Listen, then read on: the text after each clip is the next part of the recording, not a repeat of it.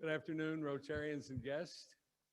Welcome. Let me see if I can get the date right this time to the Monday, June 28th meeting of the Rotary Club of Savannah. We're going to begin by returning to a patriotic song, and I'm going to ask Roger Moss to come to the microphone and present that.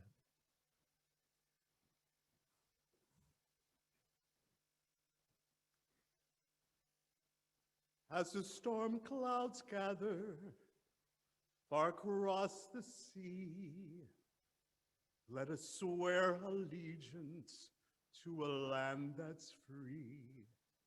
Let us all be grateful to a land so fair as we raise our voices in a silent prayer. God bless America, land that I love. Stand beside her and guide her through the night with light from above. From the mountains to the prairies, to the oceans wide with foam. God bless America, my home, sweet home. God bless America, my home, sweet home.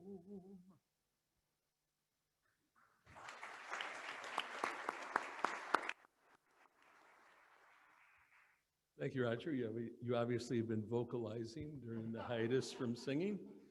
And now I'd like to ask our member and past president of the Valdosta North Club to offer an invocation as we begin our transition meeting.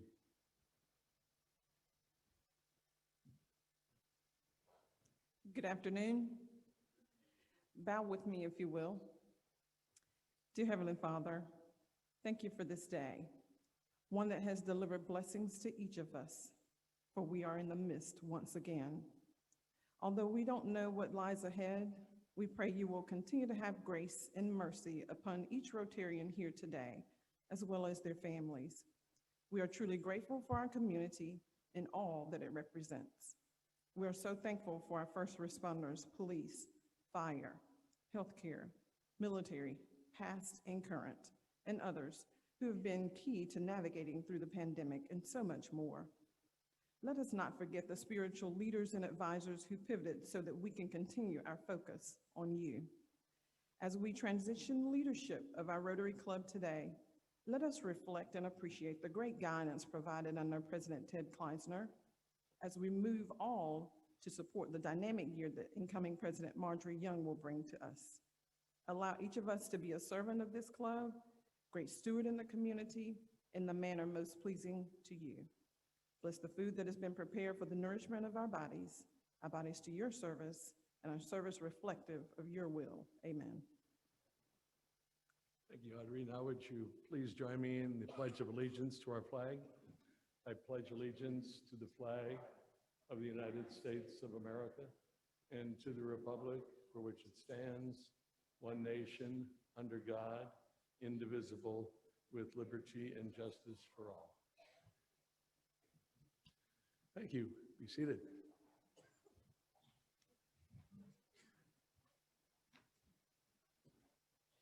Let me begin by acknowledging the past presidents that are here today, most of which who served with me on the most recent board, or many of which.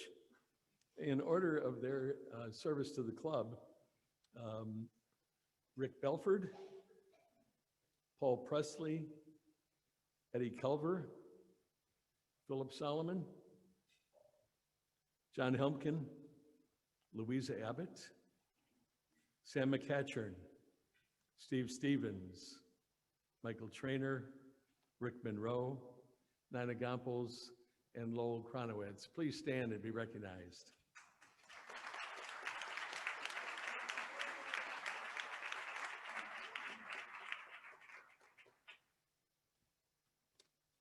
We now have several Paul Harris Fellows on the plus side of Paul Harris Fellow, since we are a 100% Paul Harris Fellow Club.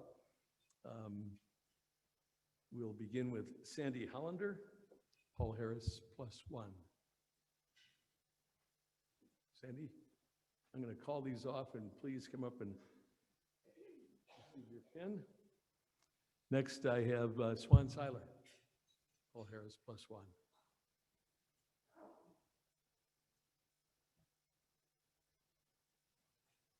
Malcolm Butler. Paul Harris plus 2. Sandy, thank you.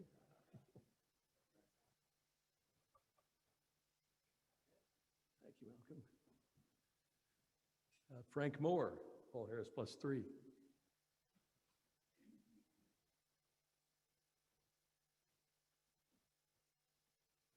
Very good, Frank. Great job this year. And John Rabin, Paul Harris plus 4. Thank you, John.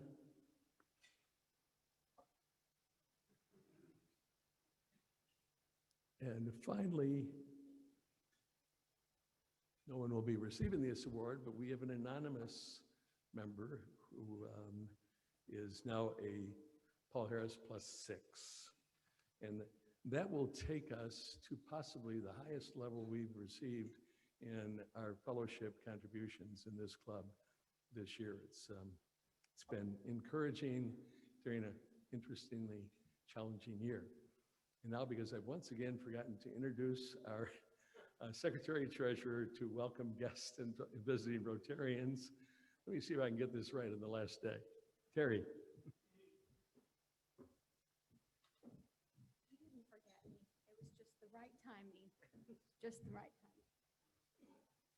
Yes, good afternoon. I'm Terry O'Neill, Secretary Treasurer, for the last day of my very fulfilling year and under the inspirational leadership of President Ted.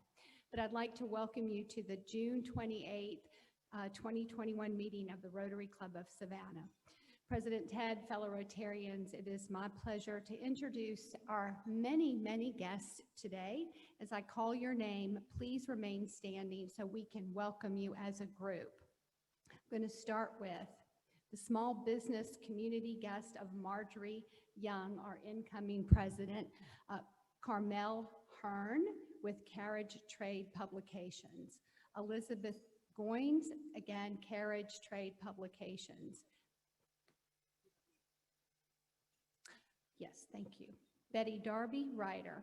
Elaine Longwater and Anastasia Contos of Longwater Advertising. Joe Marchese, Marchese Construction. Bunny Ware, Bunny in the City. Michael Siegel, president of Savannah SCORE. Catalina Garcia Quick, president of First City PR. Susan Cantron, managing editor of The Current. Monticello Stewart, president of the Greater Savannah Black Chamber of Commerce. Charles Bowen, Bowen Law Group. Boom Garwees Malden. Brian Judson, Best Business Brokers. Clayton Livingston, a board member of the American Red Cross of the Southeast. Alfonso Ribbit, president of the Metro Savannah Hispanic Chamber of Commerce. Colleen Philbrook, Trailblazer PR. Nicole Casino and Herrera Riggs from the YouTube series Glamping Adventures, one I've missed. Courtney Rollins, president of Buy Local Savannah. Victoria, Baylor of Clarity Coach. Anita Hagan of Savannah Magazine. Donna Williams for Center Park Credit Union. Lenoris Williams III, he is CEO of Sebrings Property Development. He's my guest. Welcome, Lenoris. Karen Kleisner, wife of President Ted. And Leandra Michael, who's with Savannah State University and and guest of the President Ballard Washington of SSU. Welcome to our club today.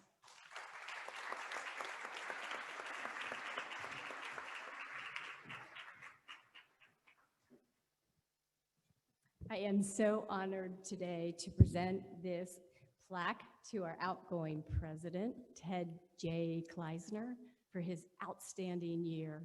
as president of the Rotary Club of Savannah. This time last year, Ted was at this microphone and he said, "We must do better." It was 3 months into a global pandemic, and people were sick, people were dying, but Ted rolled up his sleeves along with everybody in this club, and we did do better. One of the first things we did was go feed the hungry, and we went over to the Moses Jackson Center and met a lot of other people and spent the good part of the morning, this is a hot mic, good part of the morning feeding the hungry. We then committed to saving lives. There's folks out there that don't have health insurance, and they would have died if we hadn't supplied this medicine to them. And then just 2 months ago, Captain approached Ted and said, "Hey, we've got a real serious problem here. There are seafarers coming into the Savannah port that can't get off the ship because they haven't been vaccinated." These poor guys had been sailing around for over a year. So what Rotary does is you see a problem and you solve it. Went to Ted, went to the board, and they made it happen. So Ted, you had an unbelievable year, iconic year, one that is going to go down in history. And I'd like to present officially from the Rotary International your plaque and your pin. Let's see here.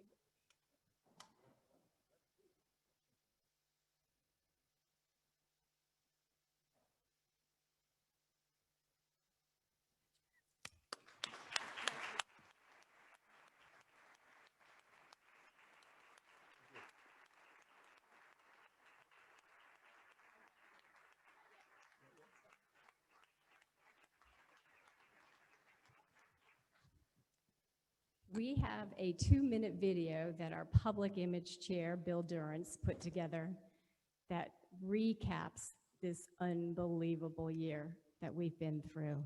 Will, can you roll it?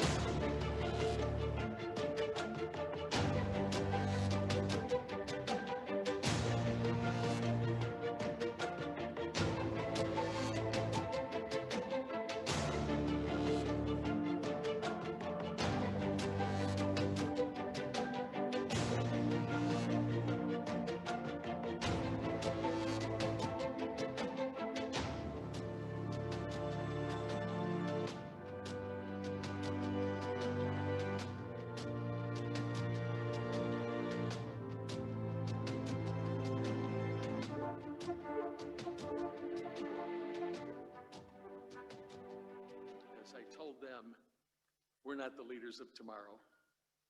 We're the guys who are going to be gone. You're going to be the leaders of tomorrow. And they not only embrace that, but they, in the process, embrace the power of service above self. With that, I thank you.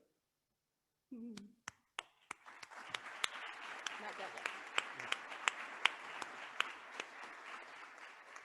Ted Kleisler, it has been an absolute delight witnessing your leadership this year. But just as wonderfully, I've also really have enjoyed getting to know Ted Kleisler as a friend. And I just want to go over 5 things that I learned about Ted this year on a more personal note.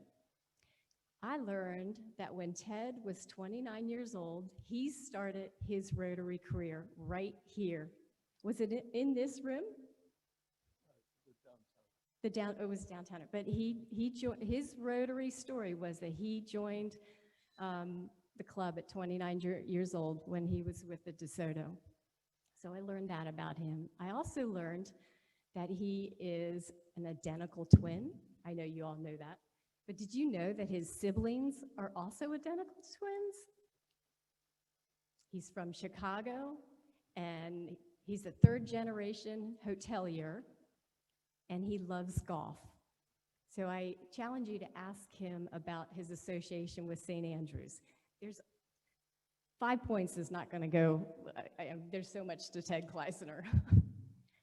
I also learned that Ted Kleisler has a plaque with his name in the lobby of this DeSoto. And I'll give you a hint. It's near the front desk. And it's also near a very antique mailbox. But you'll have to go find it and read it. Brynn, did you know I didn't either. I just found that out this year, thanks to Karen. So I also learned that when Ted was in charge of the Greenbrier Resort, which of course is the place where all the presidents go and folks like Queen Elizabeth. Oh yeah, and when Queen Elizabeth did go to the resort, not only did she stay there, she was hosted by Karen and Ted at their house. I thought that was so cool. I'm sorry, I'm telling your stories. He's very modest.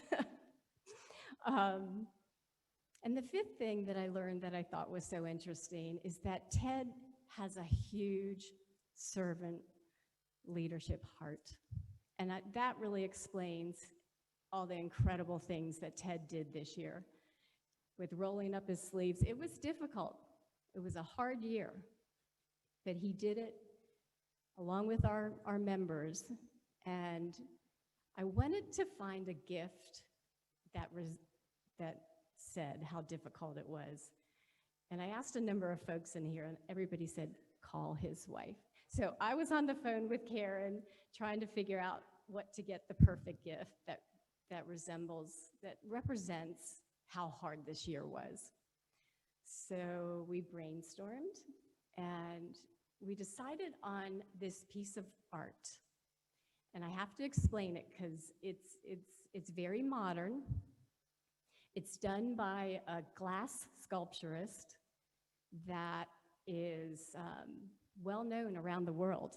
When I went to the website, I saw that folks like Queen Elizabeth owns one of these, Sir Elton John, Coretta Scott King, George Bush owns one, according to the website, and now Ted Kleisler owns one, so come on over.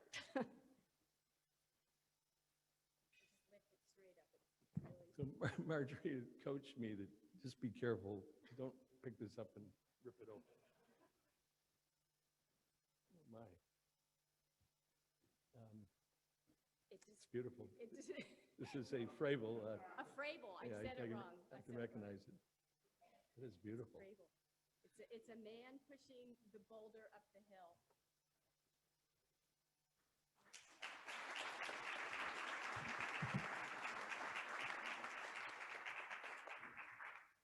It's a visual metaphor that I can assure you that I felt profoundly this past year. Not that everyone didn't. But we're on the downhill slope, and it's looking pretty darn good at this point. What a year it has been, without a doubt. But for me, the process has really been, really starts in November of 2019, when I am in Florence, Italy, and my cell phone is ringing, and I look at it, and it says Ellen Bolch. And I think to myself, I'm here with our children, their spouses, and our grandchildren, and we're there to spend Thanksgiving week. And that's why I said, well, I'll just call Ellen back. I'm sure she'll leave a message. The message was simply, call me back I have something important to discuss with you. Amidst these celebratory times, I neglected to ever call back. I found myself with Karen on the way back from Florence, where it was fogged in, so we couldn't get home the way we wanted to. We had to fly to Charles de Gaulle Airport and overnight in one of the airport hotels. And believe me, that's not the way to spend an evening in Paris. But that's what we did. I found myself back in Savannah, having traveled for 36 hours, not slept for 48 hours, and I'm at the airport commission room at the airport at a pension committee meeting. I don't know how many, several of you I am sure have sat through money manager reports. If there's a mind-numbing experience that you can have, that would be it. My cell phone rings, and I look down, and again, of course, I keep it on buzz only, and I see it's Ellen, and I think to myself, oh my God, I never called her back. And I excused myself, took this opportunity to leave the third money manager report that was going on, and they were all just kind of humming together at that point. And I answered the phone and said, Ellen, I'm so sorry I didn't call you back, but I've been traveling. And she said, well, is this a good time? And I said to her, well, let me see now. If no sleep for 48 hours and traveling in less than acceptable accommodations for 36 hours and sitting through a money manager report at the airport commission, wondering if I'm going to make it through the day, I guess it's as good a time as any. And Ellen says, well, I guess my timing is pretty bad. And I said, Ellen, what's on your mind? And she said, well, I'm calling to tell you that we had an election several weeks ago of the new board of the Rotary Club of Savannah, and they elected you president. And believe me, I was waiting for the punchline. And I said, just repeat that again. And she did, and I said, Ellen, I am not in a position right now to make any decision that would go beyond what I'm going to eat for dinner and when I'm going to go to sleep tonight, because I'm in desperate need of sleep. So if you don't mind, why don't we get together after the meeting next Monday, and we'll talk about this, because I have no clue as to what you're asking me to do. So that gave me a weekend. And what do you do on a weekend when you have a decision to make? Well, you call your old friends. And fortunately, I have a lot of old friends here in Savannah. When I say old friends, 40 plus years, one almost 50 years. And coincidentally, most of them have been former presidents of this club. It's like, gee, I escaped all that. They had to do all the work. I came back in retirement. So I called my oldest friend first, Eddie Culver. And Eddie and I spent some time on the phone. He is remarkably convincing and glorified the position, said this is the easiest thing you'll ever do. And I said, Eddie, I know this is not true. I talked to Don Waters, someone who's a little more straightforward, and gave me advice, as did Eddie, of course. Then Philip Solomon talked about Alan Gaynor asking him to be president and how they committed to assisting him in his presidency, and how I could count on the same thing. I then called Brian Foster, someone I've known a long time. Brian said, Ted, it's 41 Mondays, and you do it all. Got it. And then I'm with my good friend and fellow airport commissioner, Lowell Kronowitz, and Lowell says to me, wait, first thing you need to do, you need to register for pets. Now, I am totally clueless when it comes to the lexicon and acronyms of Rotary, and I'm thinking, pets, really? And he said, they'll explain it to you, don't worry. Then I find myself, also Lowell and Hillary are kind enough to invite Karen and I to candles and cocktails at their place, and we have an extended discussion. But also there is Arnold Tenenbaum. And Arnold is someone I had counted on in the 70s as a mentor to advise me, and he was a heck of an advisor.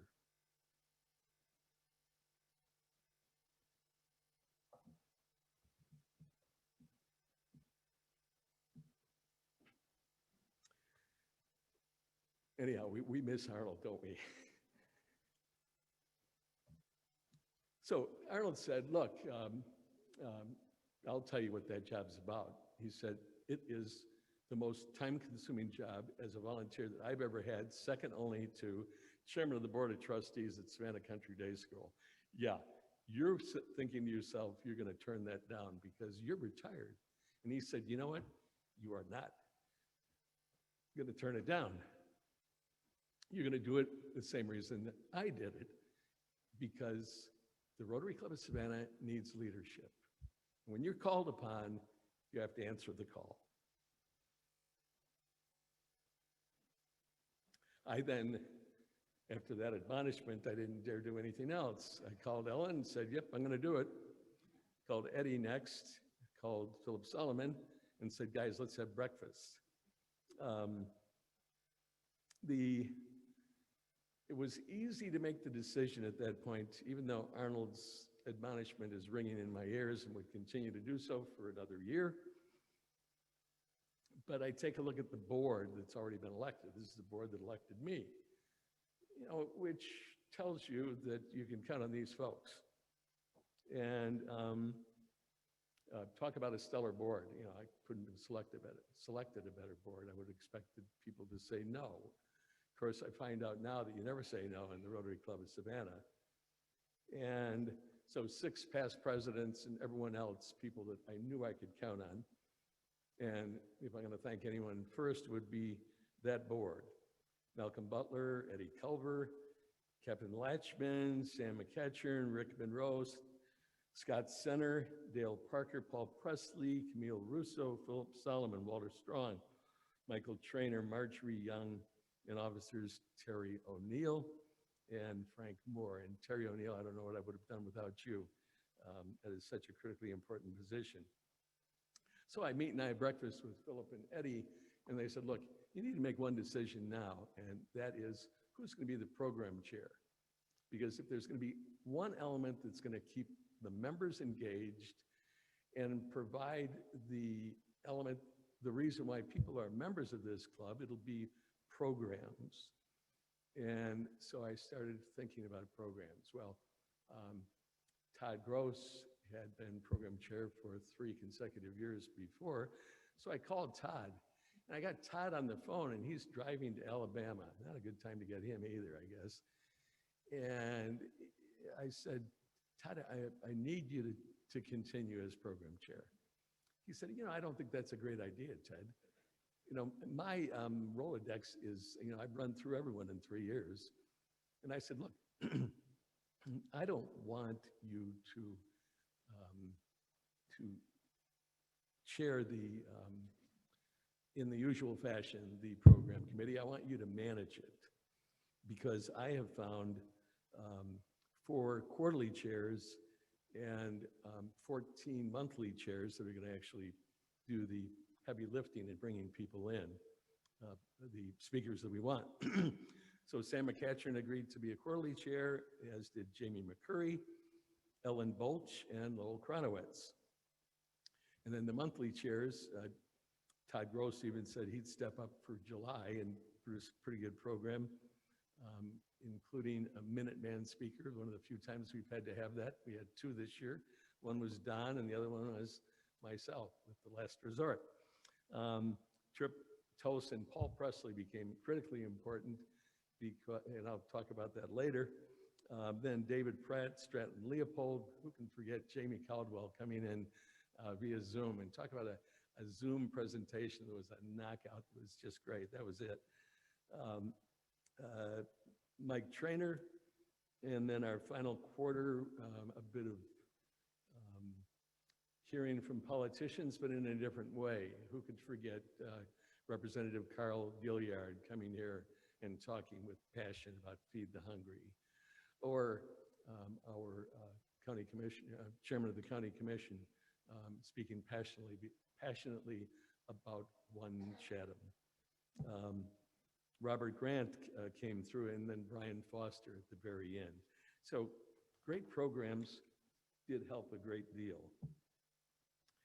So that, getting the program chart out of the way, everyone, I'm on Easy Street now. I got the chairs and everything all set up. So Karen and I decided we'd go to Australia and New Zealand for January, and we come back middle of February.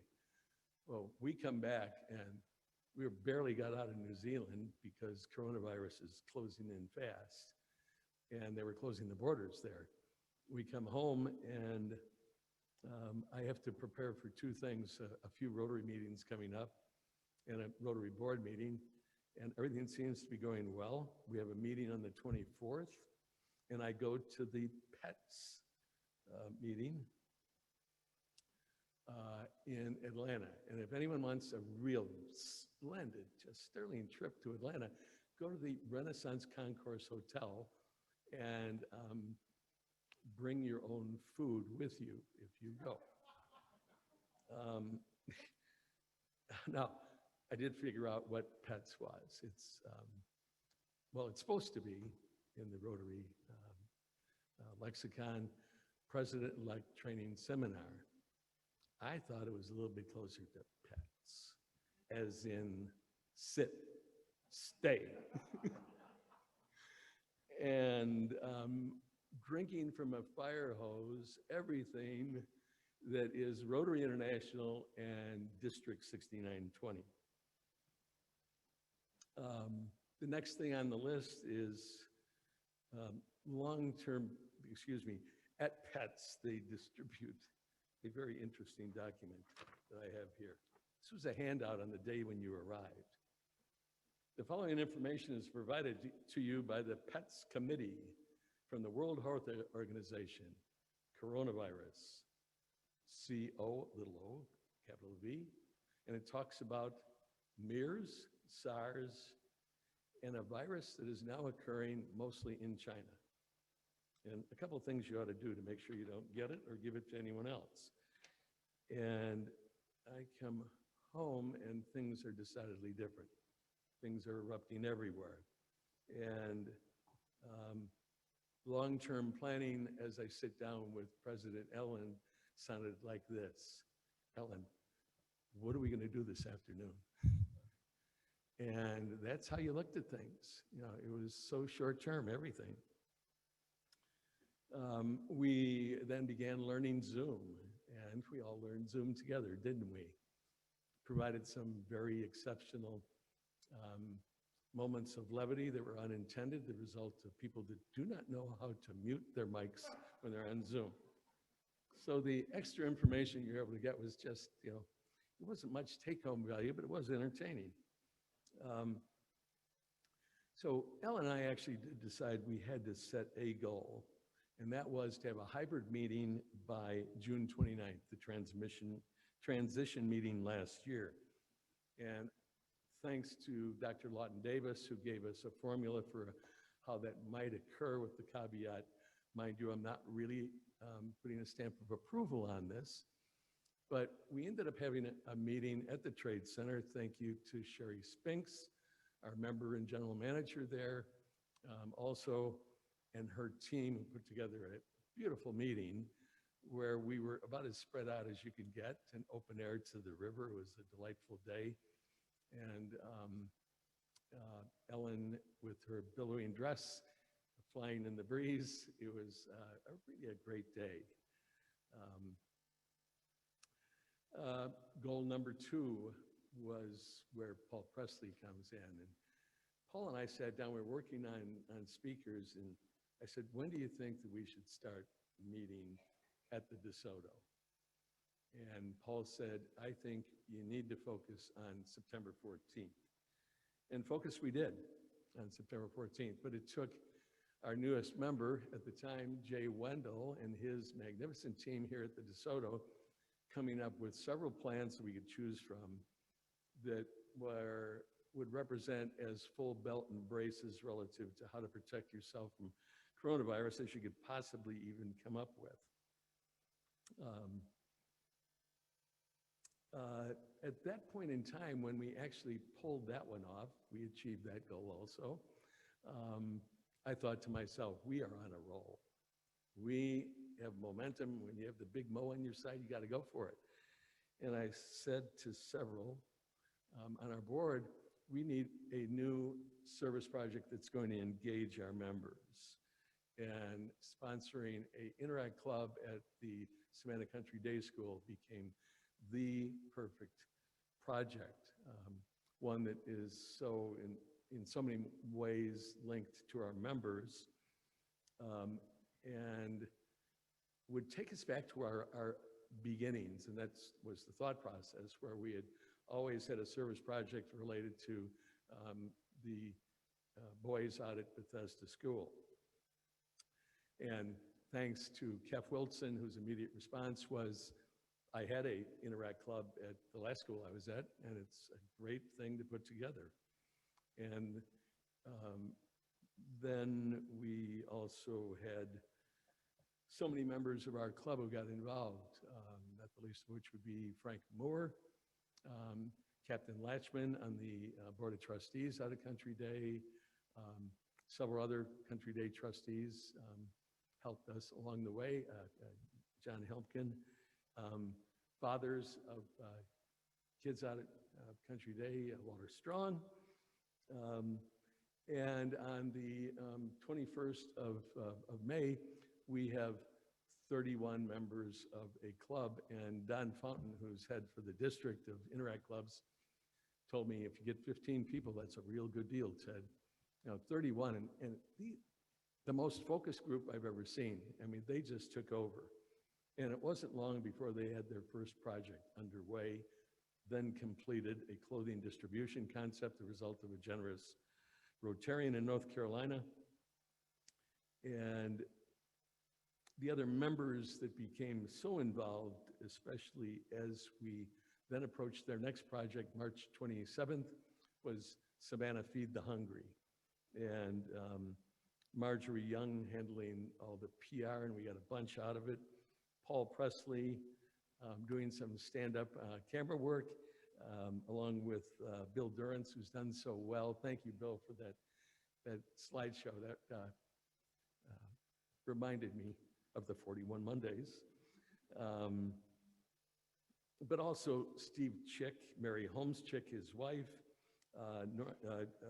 Nana Gompels, and the faculty advisor out of Country Day, Christine Hefner. And she really became critical, but if there were people who were more important, it would be Charlton Strong, president of the Interact Club out there, Walter's daughter, and Carolyn Izel's daughter, Christine Izel, and as vice president of the club. You know, these are kids who are going to be the go-getters. As I said in that clip that was shown, these are the leaders of tomorrow, no question about it. They know how to put down a drum beat and tell me what I should do when I showed up at their gathering. So I immediately noticed, I used to say when I was in the hotel business that I could feel the pulse of a hotel in the bottoms of my feet when I walked into the lobby. Walking into the lobby here, into this ballroom, I could feel a different pulse, if you will, in this club. We were engaged. So I get an email from District Governor Steve Barnes, who says, we really should consider what we're going to do to help those in the Indian subcontinent where things are looking rosy for us, but not so good over there. So who do I call? I called Captain Lakshman. I said, Captain, tell me, what should we do? Should we be trying to send oxygen generators to the rural areas of India? You championed our going over there to build girls' restrooms where there were none in the schools because they didn't want the girls there. What do you think we should do? And Captain said, there are plenty of people sending oxygen generators. That's all being handled. We have a greater need right here. And it's one we can deal with, but we need some help. And that became Operation Seafarer Vaccination. And talk about one that has reached a national publicity. We had a response from even the Rotary International magazine wants to pick up on this. But, so we are doing well.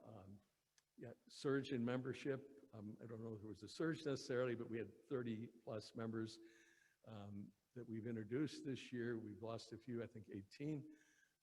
But we have 8 members that have gone through the process that have yet to be introduced. And Marjorie, that'll be up to you.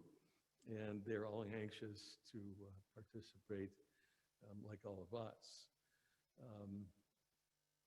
And thanks to membership chair Holden Hayes and Swann Seiler, our classifications chair. Those are 2 tough jobs.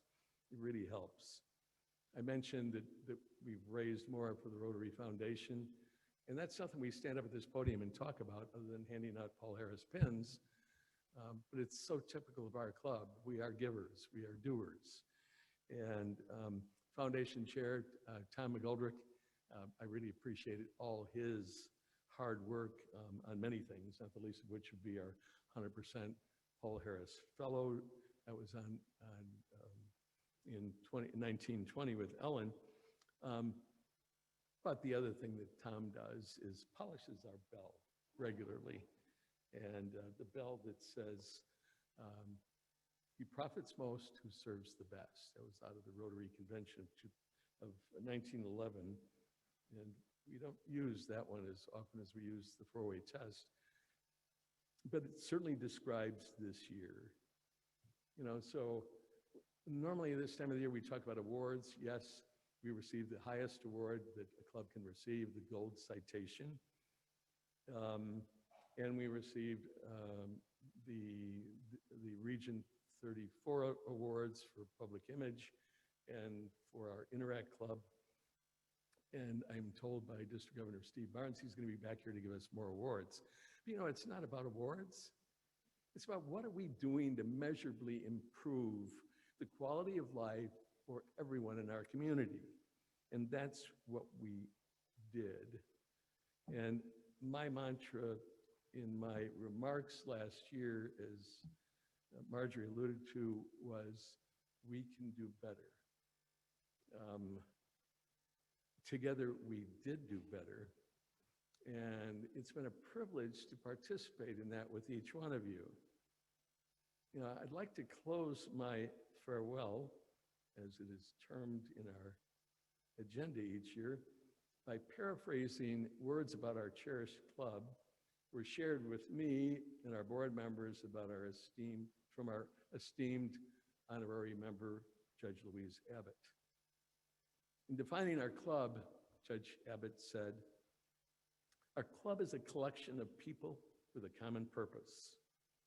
The core values of goodness, fairness, trust, and honesty, and the discernment of and the purpose and the response to great and small needs form a bulwark against the steady erosion of connectedness and solidarity of purpose. Our club is about the constancy of leadership, committing to see a better world, both close by and far away. Rotary, that simple gear widget, compels all of us to stay course and to stay that course of generous giving of self to being and doing good. And by golly, those are words we should take to heart as we finish this year and we begin this next year. With that thought in mind and the continuity of leadership, and that's what today is about, I'd like to administer the oath of office to our president. Marjorie, if you would repeat after me. I, Marjorie, do solemnly pledge I, Marjorie, do solemnly pledge that I will faithfully execute the office of the president of the Rotary Club of Savannah I will faithfully execute the office of President of the Rotary Club of Savannah, and that I will, to the best of my abilities, support the district governor and Rotary International, and that I will, to the best of my ability, support the district governor and Rotary International, and will, to the best of my ability, administer the duties of the office of president in a business-like manner, and will, to the best of my ability, administer the duties of the office of the president in a businesslike manner, and in accordance with the club's constitution and bylaws. and in accordance with the club's constitution and bylaws.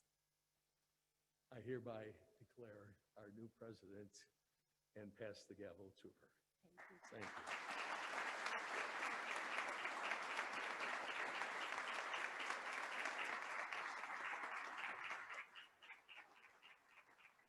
Now, if the new board could please stand, and I'll administer the office to all of you.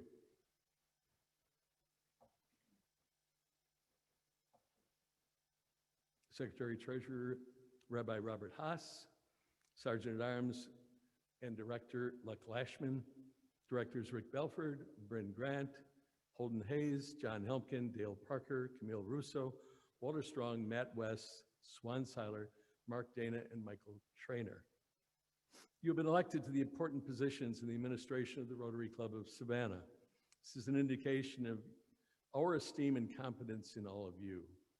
We also believe you will uphold the high traditions of our club, that you will give the best of your executive ability to the furtherance of the interest of our club and carrying forward of the object of Rotary. Will you fulfill the responsibilities of your office to the best of your ability in accordance with the constitutional documents of this club? Thank you. I hereby declare the new officers and directors installed, and I have already presented Marjorie with the gavel that is symbolic of her assuming the presidency of the club. And one other thing. A pin that is the president's pin. Somehow got lost last year, by the way. And this is easy enough. Oh, magnet, thank you. A little easier on you. Congratulations, Marjorie. Thank you, Ted.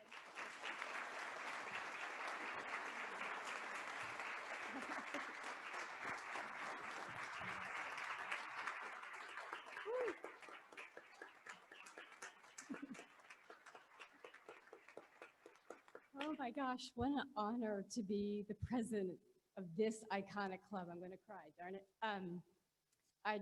It is just such an honor. Thank you. Thank you very much for your trust in me. But it's going to be a team effort. And the work started 6 months ago. It didn't just start. We've been putting together committees, and I want to officially introduce the Secretary Treasurer, Rabbi Haas, and our Sergeant of Arms, Captain Lakshman. They're the official board this year. And you already announced our board, so we don't need to do that again. And I want to thank all the past presidents for your incredible mentorship. I tried to call as many of you as possible because it was very daunting when I said yes. And I'm hoping, Rick, that I'll continue this mentorship because I'll need it. I also want to thank all the 29 committee chairs and co-chairs. Please stand if you're here today because we've been so busy with putting them all together. I know come on. Thank you. That's a huge commitment. We're going to do a couple of things a little bit differently this year, but not much. We are going to bring back the big formal table and singing. So And I also want to thank the Red Badgers for jumping in. We've got a number of Red Badgers or new members that are actually the head of the committee. So that's a fun thing. So just like we heard Ted's Rotary story a few minutes ago, I want to share my Rotary story. And there's three things to come to mind when I think about my story: Italy, empty nester, and a cotton field. So let me explain. In 1982, I was a very young military bride. I was married to an Army doctor, and we got orders for Camp Darby, Italy. And if you know where that is, that's on the Italian Riviera. Yep, we got to live there 3 years. And we had so many people come to visit. And one summer, my in-laws came to visit. And the first thing Big Sam said was, "I've got to find a Rotary Club meeting when I get here." I said, "Sam, what's Rotary?" And he said, "It is a service organization that makes the world a better place." Wow. Okay.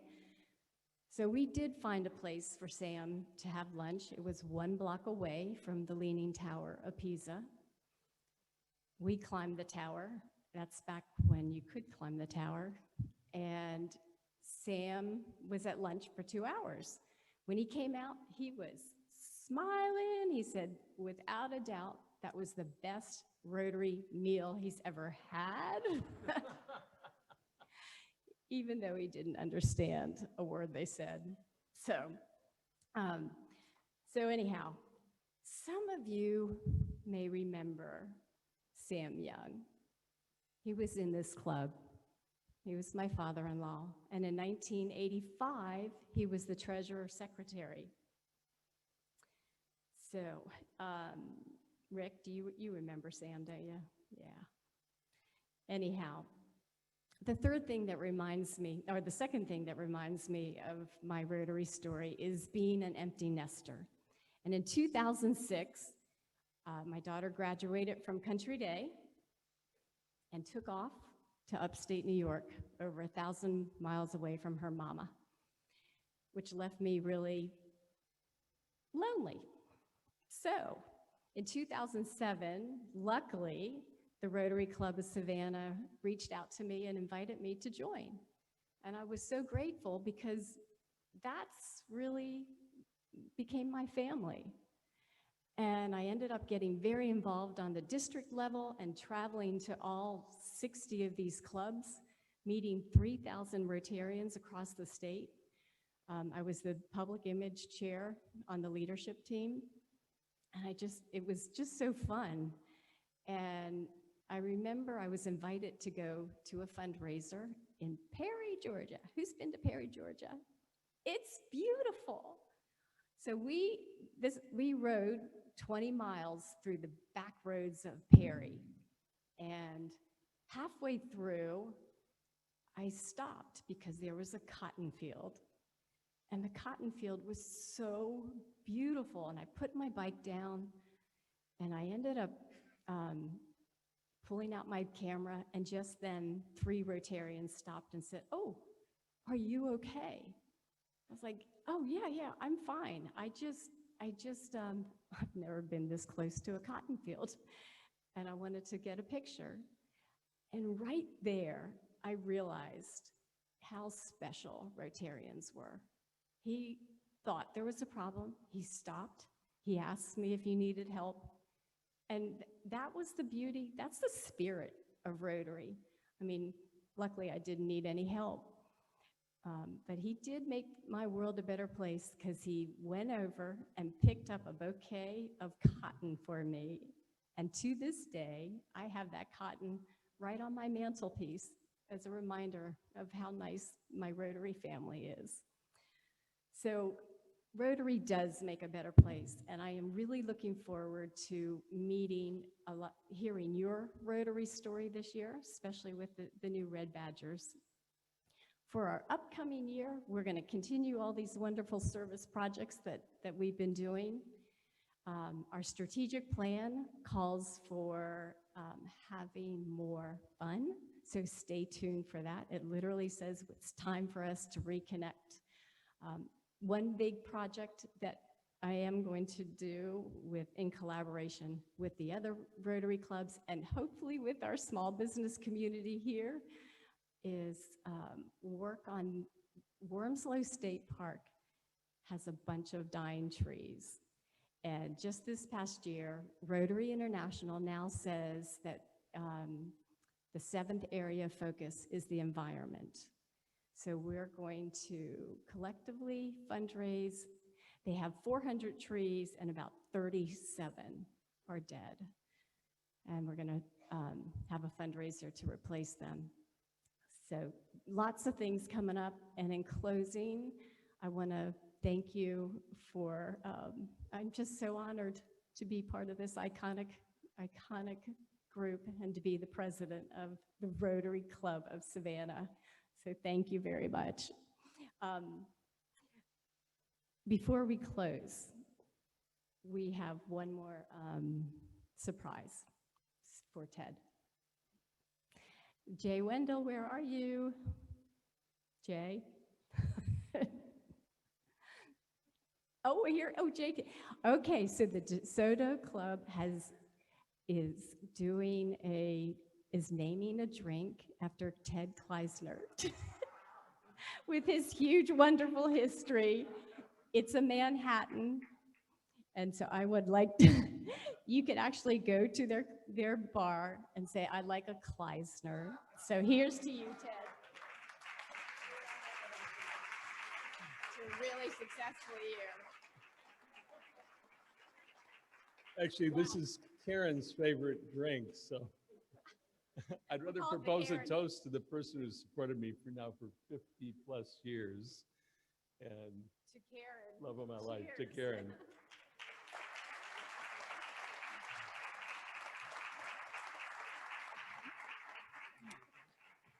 Whew, that's strong. That's a Manhattan. So, before we adjourn, I just want to remind you that we're not meeting next week, but we will be meeting the week after. And Brett Bell will be our speaker, talking about all the development happening in Savannah. And meeting adjourned. Meeting adjourned.